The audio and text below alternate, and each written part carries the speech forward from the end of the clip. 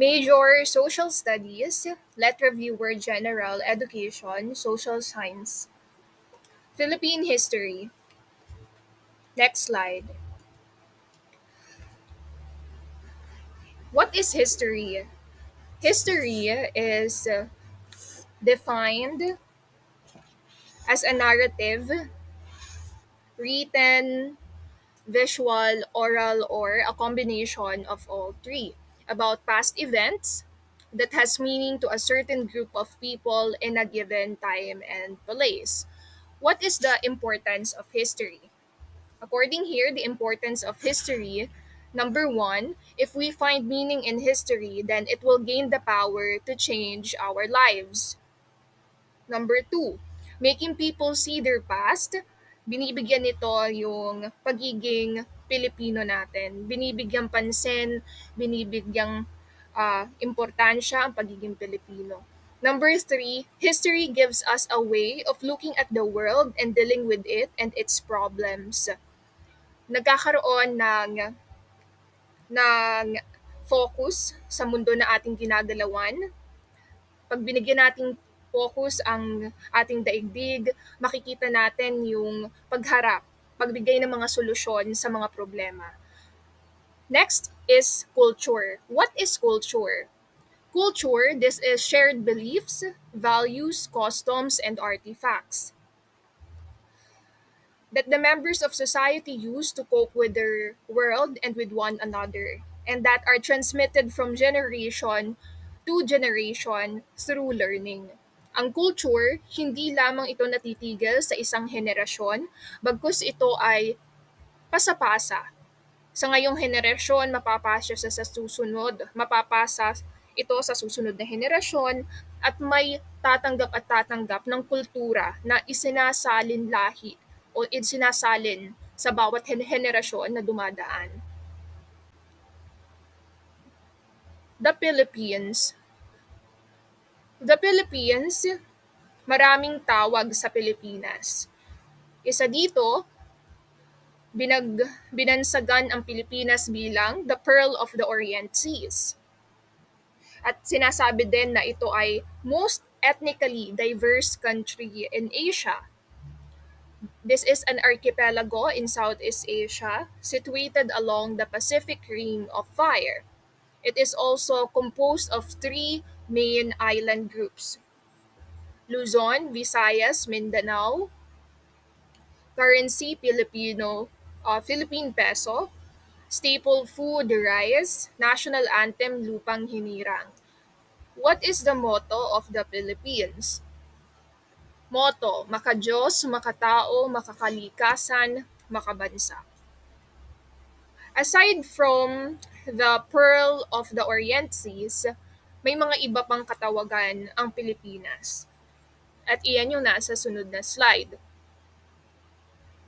Susunod na slide. Mamaya pa yung other names of the Philippines. Pumunta muna tayo sa geographical trivia pala about the Philippines. Geographical trivia. Highest mountain in the Philippines, Mount Apo. Nearly perfect cone shape, Mount Mayon. Longest river in the Philippines, Cagayan River. Laguna de Bay, largest lake. Deepest area in the world, San Juanico Strait, world's narrowest strait. World's smallest volcano, Taal Volcano. Pupunta na tayo doon sa iba pang katawagan sa bansang Pilipinas. Mayi, the land of gold. Maniolas, Claudius Ptolemy. Archipelago of St. Lazarus, Ferdinand Magellan. Las Filipinas, Ruy Lopez de Villalobos. Filipinas, Spanish era. Philippine Islands, American era. Republic of the Philippines, 1946. Pre-colonial Philippines. Prevailing government, barangay. Datu Lakan Sultan. buwis or tributes, inter-barangganic relations, sanduguan, umalohokan. Pre-colonial Philippines, yung barangay, tinawag din siyang balangay, nangangahulugan na boatload of people. Ngayon, yung unit of government, binubuo ito ng 30 hanggang 100 pamilya. Ngayon, yung bawat isang barangay ay nakadepende sa isa't isa. Ay hindi nakadepende sa isa't isa. Sabi dito, each barangay was independent from one another. Hindi sila nakadepende sa isa't isa. Thus, there was no central government noong panahon na ito. Yung isang barangay ay pinamumunuan ng tinatawag na chieftain.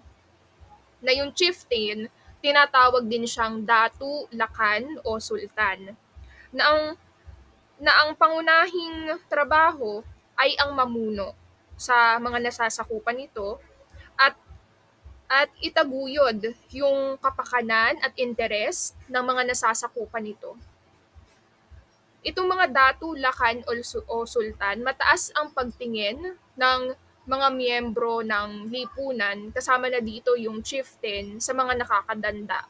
Dahil ang nagsisilbing tagapayo ng mga chieftain ay ang mga nakakatanda. They were advised by the elders of each tribe. Ngayon, itong chieftain, ine-exercise niya ang lahat ng mga functions of government. Yung functions ng government, nandiyan ang executive, legislative, and judicial. Paminsan pa nga isinasama ang religious groups. Binanggit din dito sa pre-colonial Philippines ang buwis o tributes. Ngayon, itong mga buwis or tributes ay ibinabayad sa mga chieftain at hindi pera, bagkus mga produkto ng kanilang mga ani o ang tinatawag na crops.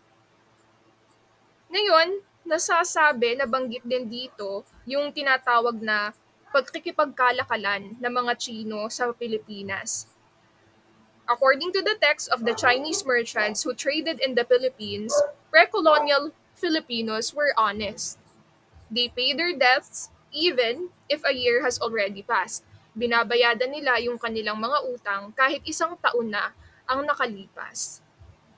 Inter-barangganic relations were common and consisted of carrying commerce between barangays and in agreements concerning friendship and alliance. Treaties of friendship and alliance were concluded by a sanduguan, making the contracting parties blood brothers. However, wars between barangays occurred as well. This might be caused by the following. Ngayon, yung pakikipagkaibigan ay nauuwi o ito ay nangyayari sa pamamagitan ng pagsasanduguan. Ngayon, kahit na may sanduguan na nangyari, noon ay may nangyayari pa rin na alitan sa pagitan ng mga barangay. Ano yung mga alitan na ito? Una, a man from one barangay went to another and was murdered without any obvious cause. 2. Kidnapping the wives of men belonging to another barangay. Or 3. Maltreatment of men of one barangay by men of another barangay. Customary laws were handed down orally from generation to generation and constituted the bulk of the laws of the barangays. Written laws were those that the chieftain and the elders promulgated from time to time as necessity arose. Many of the written laws were destroyed by the early Spanish missionaries and many more destroyed by the elements. A law is made through the process. Sa doon, nung pre-colonial Philippines, yung panahon, paano nga ba napapasa yung mga ibang batas? Ano yung mga proseso na pinagdadaanan nito? Number 1, elders of the community were called by the chief and told them what was in his mind. Ngayon, yung lahat ng mga nakakatanda sa isang komunidad, ay pinapatawag ng chief, yung pinakamataas na posisyon sa isang komunidad o sa isang lipunan, at hinihikayat ng chief na sabihin lahat ng mga nasa isipan at ng mga mungkahi ng mga nakakatanda sa isang komunidad. Pangalawa, the elders either approve or disapprove the plan. Nasa nasa direktibo ng mga nakakatanda kung ang isang plano ay aaprubahan o hindi aaprubahan. Pangatlo, if approved, the chief then made the necessary regulations or rules. Kapag nakapagsangguni na itong si chief sa mga nakakatanda sa isang komunidad, diyan na ang simula ng paggawa ng chief ng mga batas at mga regulasyon. Panglima, the Umalohokan will be summoned and ordered to go around the barangay to announce the promulgation of the new rules and regulations.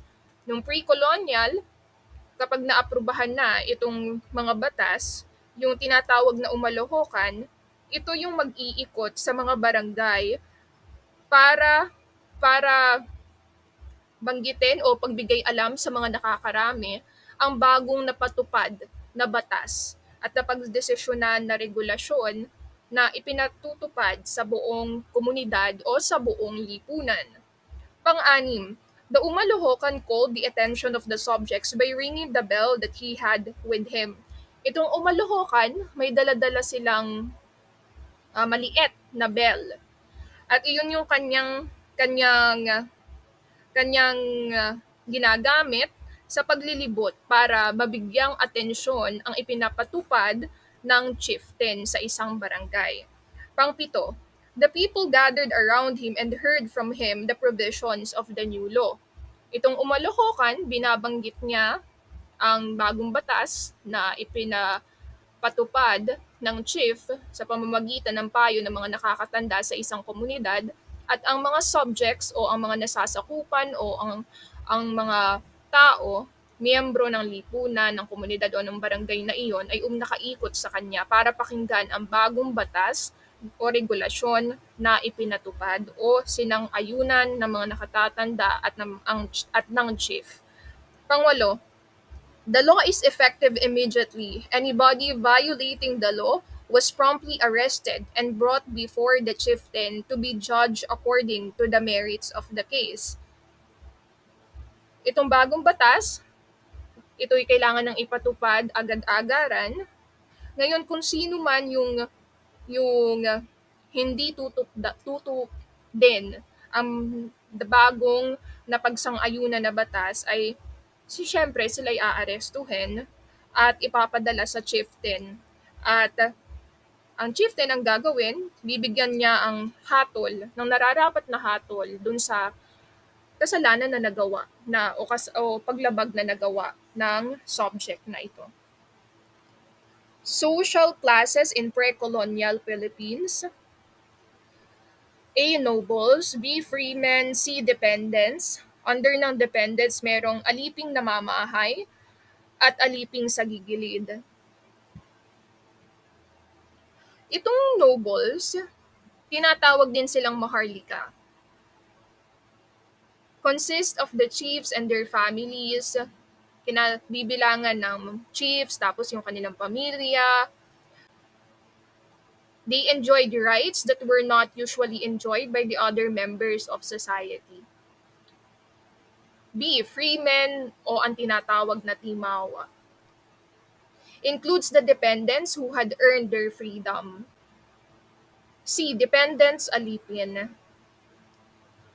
Acquired his low status by inheritance, captivity in war, failing to pay his debts by purchase or by committing a crime for which he was duly sentenced.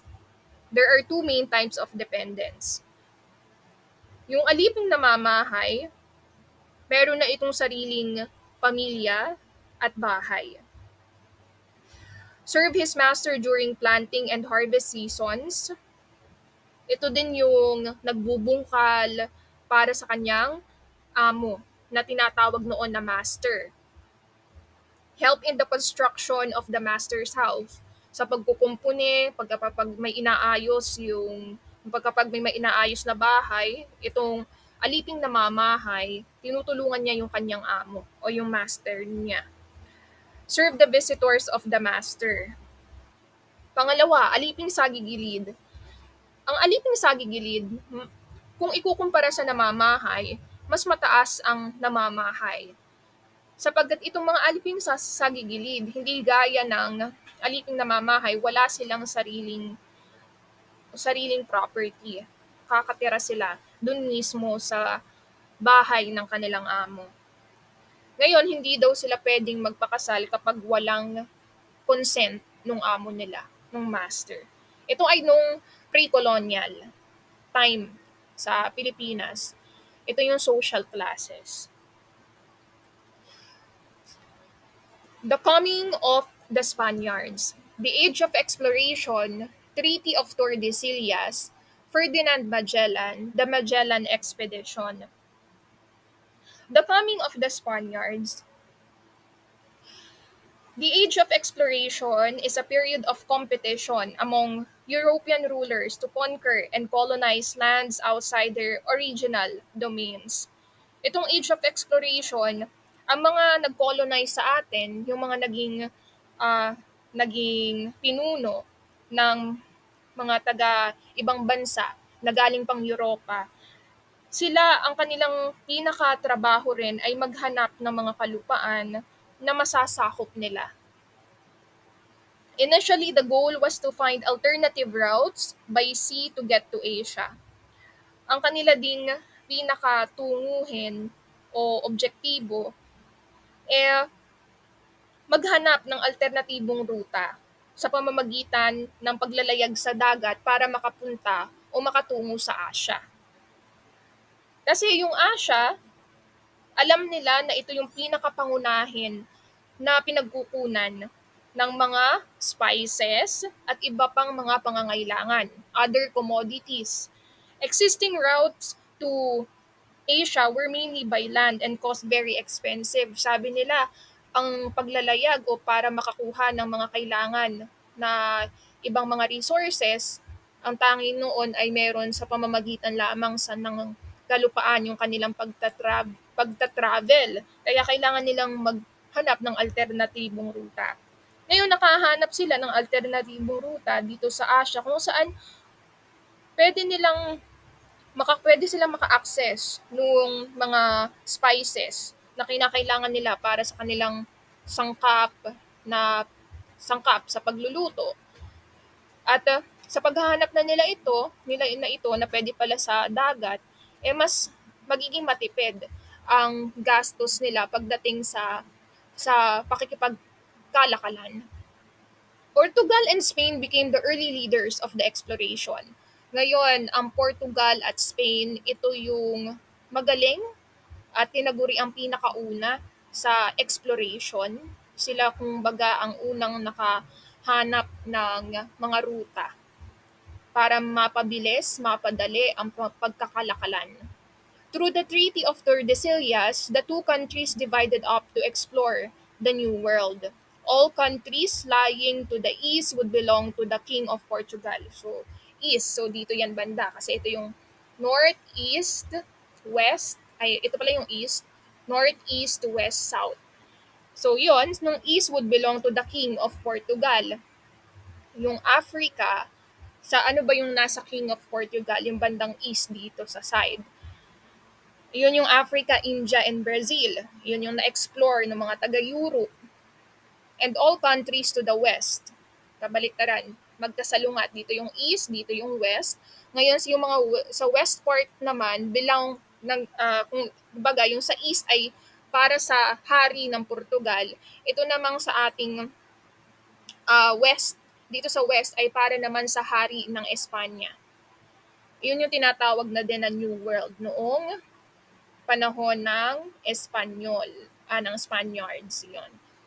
Si Ferdinand Magellan, he rediscovered the Philippines. Natagpuan ni Magellan ang Pilipinas.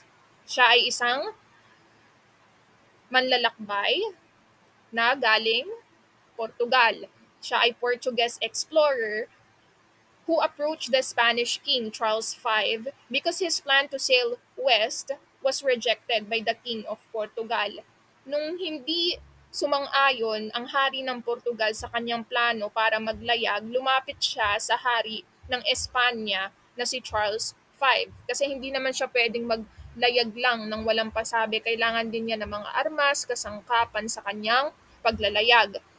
Ngayon, nung nakapagpaalam na siya sa hari, doon na siya nabigyan ng kinakailangan niya para sa paglalayag. Ang 5 ships.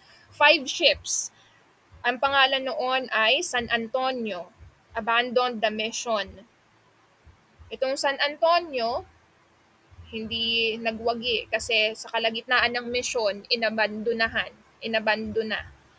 Yung pangalawang pangalan ng barko, ship na yon ay Santiago. Ito naman, wrecked. Ibig sabihin ng wrecked, nasira kung ano man ang nangyari. Yung pangatlo ay yung nakasurvive ay 3. Iyon yung Trinidad, Concepcion at Victoria. Kasi ito yung tinatawag na exploration, pagdi-discover pa lang, kaya madaming mga nangyayari kapag naglalayag. Ayun, the ships Trinidad, Concepcion, and Victoria, naabot nila yung Pilipinas sa pamamagitan ng 3 barkong ito o 3 ships na nabigay kasama ang hari dahil sa paghingi din niya ng tulong sa hari ng Espanya. Naabot nila ito ni Magellan noong March 16, 1521. Kaya lang, isa lang yung ship na nakabalik. At iyon ay yung Victoria sa Espanya. Sa paglalayag na ito, nung makarating si Magellan dito sa Pilipinas, may mga mga datu o tinatawag natin kanina na lakan o sultan na nakilala si Magellan. Anong pangalan ng mga datu sultan na iyon? Iyon ang una si Raha Humabon, si Raha Sula, tapos si Raha Lapu-Lapu. The Magellan expedition established the following. 1. Europeans learned the existence of the Philippines. Nahanap nila na meron palang Pilipinas. Pangalawa, it proved that the earth is round. 3. It established the vastness of the Pacific Ocean. 4. It proved that the East Indies could be reached by crossing the Pacific. 5. It showed that the Americas were really separated from Asia. The conquest of the Filipinos by Spain did not begin in earnest until 1564, when another expedition from New Spain, commanded by Miguel Lopez de Legazpi, arrived. Spanish leadership was soon established over many small independent communities that previously had known no central rule. By 1571, when Lopez de Legazpi established the Spanish city of Manila on the site of a Moro town he had conquered the year before, the Spanish foothold in the Philippines was secure, despite the opposition of the Portuguese, who were eager to maintain their monopoly on the trade of East Asia. Manila repulsed the attack of the Chinese pirate Limahong in 1574. Pagkatapos na makarating dito ang sina Magellan, tapos yung iba pa nating European explorers or explorers, dumating rin ang mga pirata. For centuries before the Spanish arrived, the Chinese had traded with the Filipinos. Bago ang mga Espanyol, nauna na ang mga Chino. Nakipagkalakaran na rin sila sa mga Pilipino. Ayun. But evidently, none had settled permanently in the islands until after the conquest. Chinese trade and labor were of great importance in the early development of the Spanish colony. But the Chinese came to be feared and hated because of their increasing numbers, and in 1603, the Spanish murdered thousands of them. Later, there were lesser massacres of the Chinese. The Spanish governor made a viceroy in 1589. ruled with the advice of the powerful Royal Audiencia. By the end of the 16th century, Manila had become a leading commercial center of East Asia. Ngayon, naging city yung Manila dahil din sa pagiging pangunahin nitong commercial center, carrying on a flourishing trade with China, India, and East Indies. Nakikipagkalakalan, nakikipagpalitan na tayo sa iba't ibang bansa. Then, yung pangunahin ay yung China, India, tapos yung East Indies. There was also trouble from other quarters, and the period from 1600 to 1663 was marked by continual wars with the Dutch, who were laying the foundations of their rich empire in the East Indies, and with Moro pirates. As the power of the Chinese Empire waned, the Jesuit orders became more influential. Ito na yung mga mga praile, uh, religious orders became more influential in the Philippines and acquired great amounts of property. Spanish injustices, bigotry, and economic oppressions fed the movement, which was greatly inspired by the brilliant writings of Jose Rizal. In 1896, revolution began in the province of Cavite, and after the execution of Rizal that December, it spread throughout the major islands. The Filipino leader Emilio Aguinaldo achieved considerable success before a peace was patched up with Spain. The peace was short-lived, however, for neither side honored its agreements, and a new revolution was brewing when the Spanish-American War broke out in 1898. After ni Magellan, pagkatapos na pagdating ni Magellan at yung Chinese pirate, pagbuo ng Spanish governor, tapos na rin tayo dun sa mga alipin, sa namamahay, sa gigilid, pupunta naman tayo sa reform movement. La Solidaridad. May dalawang movement, reform movement, na babanggitin tayo dito. Dalawa. Una, La Solidaridad. Pangalawa, La Liga Filipina. Ang La Solidaridad, ano nga ba ang Solidaridad? This is the official organ of the reform movement. The paper was dedicated to expose the conditions in the Philippines, defend the Filipinos against malicious and slanderous attacks of the hired writers of the friars, and publish studies about the Philippines and the Filipinos. Panahon na ito, madaming mga taguri sa mga Pilipino. Indio, lahat din ng mga negatibo na ibinabato ng mga Espanyol noong panahon, mga praile, may mga pinapublish din sila about sa mga mapanirang pure para sa mga Pilipino.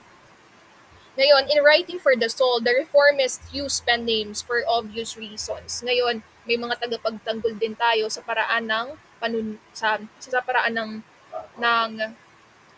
ng mga akda ng mga tao na itinitingala natin ngayon then na nasa mga libro.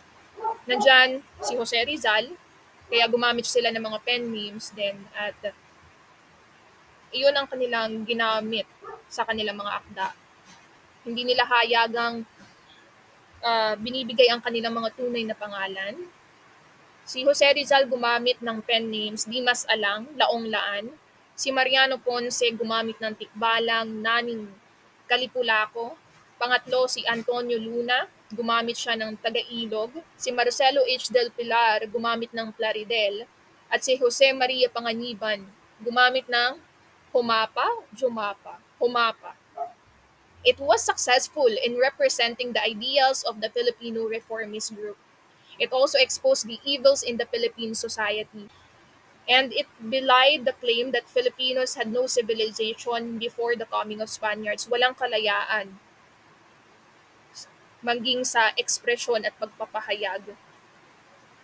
Kaya kinailangan na gumamit ng mga pen names ng mga manunulat noong itong reform movement na tinatawag. Ano naman yung La Liga Filipina?